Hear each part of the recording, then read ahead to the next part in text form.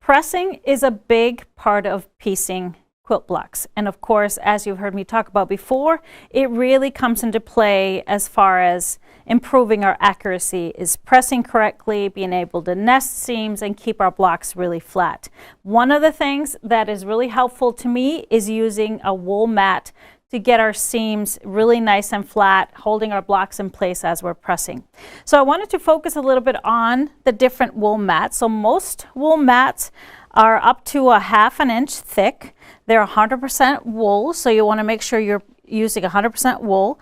The greatest advantage is their heat retention. So as you're pressing a block, not only are you getting heat from your iron straight on top of the block, but the wool beneath is retaining that heat and putting heat towards the block from the backside. So you're getting that double penetration of heat throughout.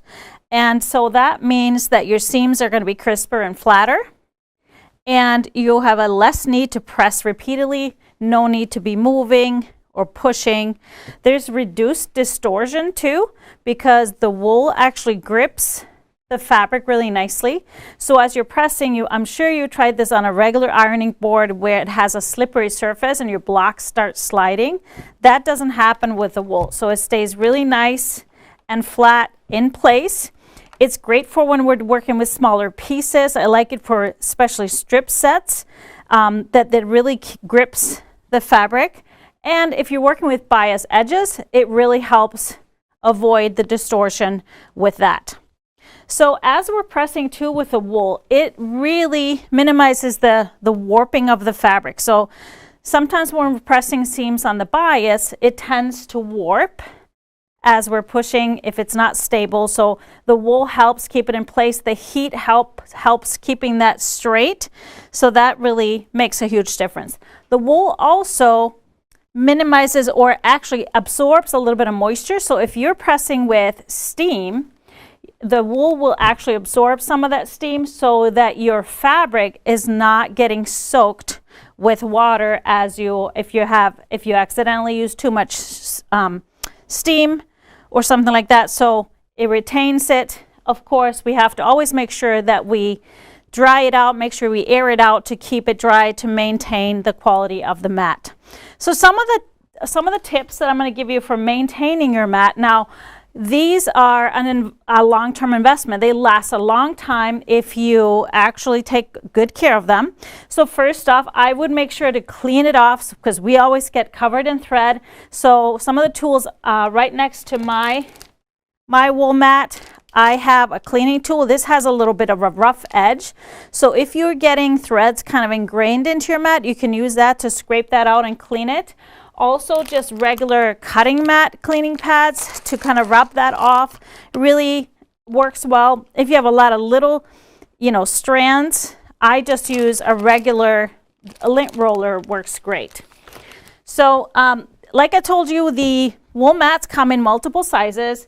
I really love it. I have a thicker mat that I can pull in when I'm working with smaller pieces. But recently I have been we have wool that is 1/8 of an inch thick, and we sell this in 18 by 60 inch wide. This, I have a nice wide pressing area on my pressing table, or that's my ironing table. This I can roll out and it fully covers my table.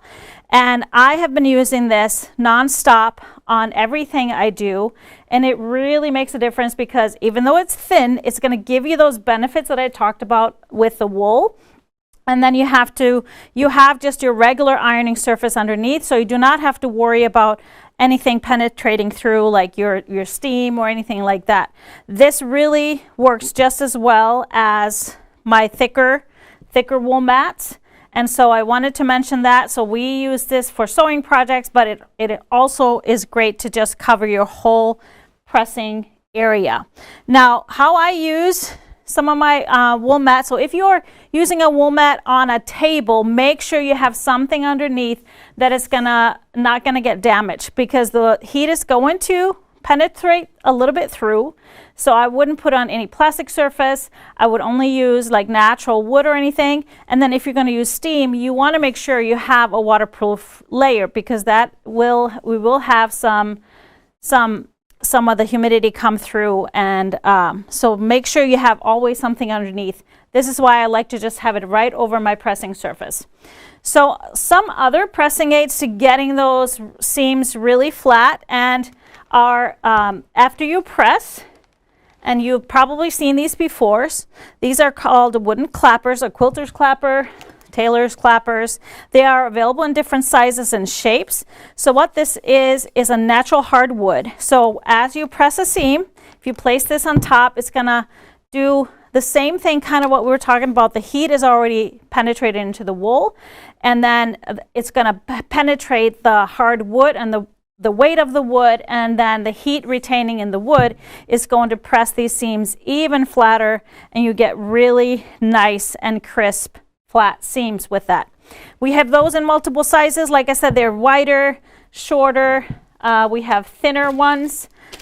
So all based on what you prefer. If you do a lot of little projects, a small one is really handy as well. There are some bigger ones as well. I have a square one that was custom made for me that I really love. And then I wanted to mention our wool pressing bar. So this is specifically for if you like or need to press seams open. You open up your seam right on top of here. It's going to adjust to it, and it's so much easier to open up seams right here when they open up naturally, and you run your iron across.